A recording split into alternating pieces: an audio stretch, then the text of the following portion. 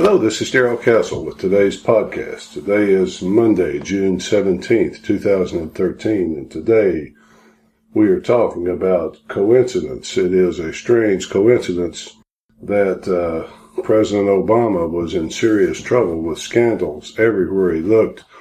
Scandals at the IRS, scandals with Benghazi, scandals with reporters, scandals with the National Security Agency spying on Americans, scandals with Hillary Clinton's security detail soliciting prostitutes all over the world, totally covered with scandals, and then by an amazing coincidence, a very amazing coincidence indeed, President Obama discovered chemical weapons in Syria. How convenient and how amazing.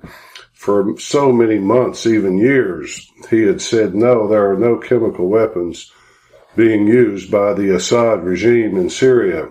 The UN went in and investigated and said, no, if anybody used chemical weapons, it was the rebels, not Assad. Then the Israelis started screaming that the Assad regime was using chemical weapons. Still, no response from President Obama. He said, oh, if they did use chemical weapons, now that would be a red line. We'd have to do something about that. Still, nothing was done. Then, all of a sudden, out of the clear blue, there is an announcement that there are chemical weapons being used by the Assad regime multiple times, he said. It's been used multiple times, and all of a sudden, the IRS and Benghazi and the Reportergate scandal and all these other things are off the front pages, and on the front pages comes Syria, the media marching along in lockstep to this. Well, President Obama sent out a young man named Ben Rhodes. He is on the National Security Council staff and is supposedly a rising star on that staff to make this announcement.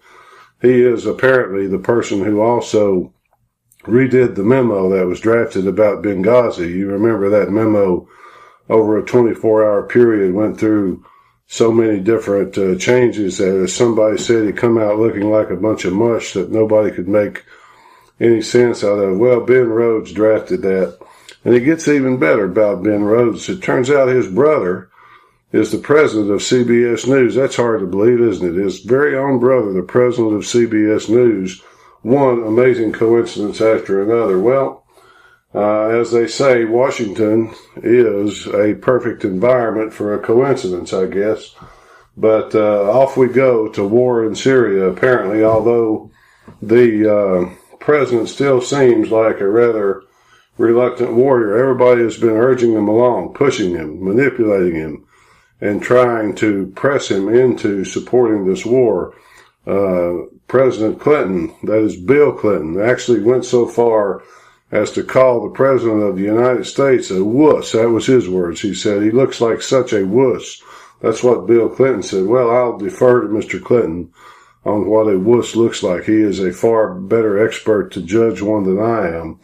But that is what he called the President of the United States, cajoling him and urging him and manipulating him, bullying him into war. So that, according to Mr. Clinton, I guess, is the standard we set. Now, that is how we decide if we are going to go to war and kill people, our own people, send our own young people back in boxes and kill who knows how many Syrians because we don't want to look like a wuss. That is Mr. Bill Clinton. Well, here we are on the verge of this war. Well, anyway, we're shipping weapons. The Syrian rebels say they need heavy weapons to fight the Assad air power and tanks and so forth. See, the rebels are losing this war, and something has got to be done. Nobody seems to know why something has to be done, but apparently something does. Anyway, there is no proof that I've seen, that anybody has seen, other than the administration and the Israelis, that the Assad regime used sarin gas against its own people. But I do have some words that Mr. Obama could tell Bill Clinton, about his accusations of him being a wuss. Mind your own business, Bill. You had your chance. This war is none of our business. Get it? None of our business. Why do we care who runs Syria? What business is it of ours? Anyway, of course, as you might guess, thousands and tens of thousands and hundreds of thousands of refugees are being created by this war that's been going on for a couple of years now, killed some 90,000 people over there. And all these refugees are flooding out of Syria into Jordan and other places.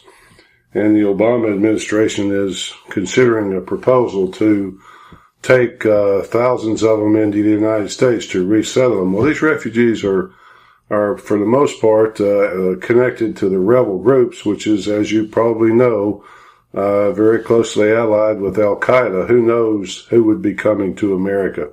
That's another interesting concept, isn't it? I guess we could call it a coincidence, too.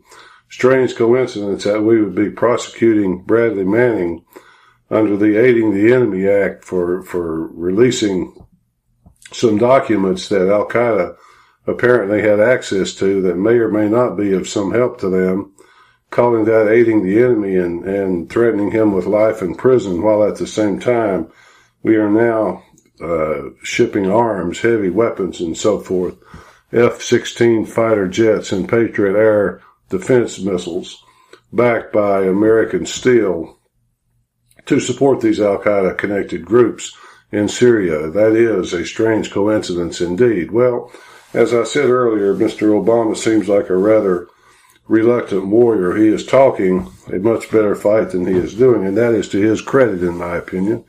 Who needs this war? Certainly not me, and certainly not the United States, in my opinion. The Syrian regime, backed by the Hezbollah terrorist organization, at least that's what we think of them as, terrorists, and Shiite fighters from Iraq. I might point out an Iraqi regime that we, with the shedding of many thousands of our young people's blood, put into power. This is not just a war among Syrians, though. This war, once again, a big proxy war. It is a battle between Saudi Arabia and Iran, ancient enemies. Iran and the United States, enemies going back at least to the 50s. Turkey and Iran, again, ancient enemies. And Russia and the United States. What are all their stakes in? Well, Saudi Arabia and Iran, a centuries-old battle, drawing their motivation from the 600s when the Prophet Muhammad was doing his thing and writing his books. Turkey looking for some opportunity to emerge as a leader in the Middle East and a model for the Islamic world, but now locked in its own struggles with riots across Turkey. Russia looking to keep the United States stuck in this tar baby, bogged down, so that we don't bother them around their perimeter. They would love nothing better than for the United States to be stuck in a war in Syria, and some age-old, centuries-old vendetta between these people. That is the way it seems to me, anyway. Russia says they will not accept a no-fly zone. No how, no way, they say. And their S-300 anti-aircraft missiles would have a lot to say about it as well. So here we are with this coincidence coming before us now, looking like we might be going to war in Syria, but still nothing really being done at this point. I don't think Obama wants this war. He doesn't seem to. He seems to be smart enough to think that a war in Syria is not in the best interest of the United States, and I certainly think it's not in the best interest of the United States. And a good way to look at it, Mr. Obama, would be to say, you know what, Bill? I did promise to support Hillary, and I thank you for all the help you gave me during my last campaign. But mind your own business. This war is not the business of the United States, no matter what you and John McCain and your other, I refer to you as a chicken hawk, but not McCain. He's certainly no chicken hawk. He's just apparently a person who never met a war he didn't like. Oh, how these Republicans love war. They love it, and they really want to be involved in it. They are so much like the Clintons in that regard. These Republican neocons and the Democrat neocons, what's the difference, folks? None, it seems. At least that's the way I see it. Monday, June 17th, 2013.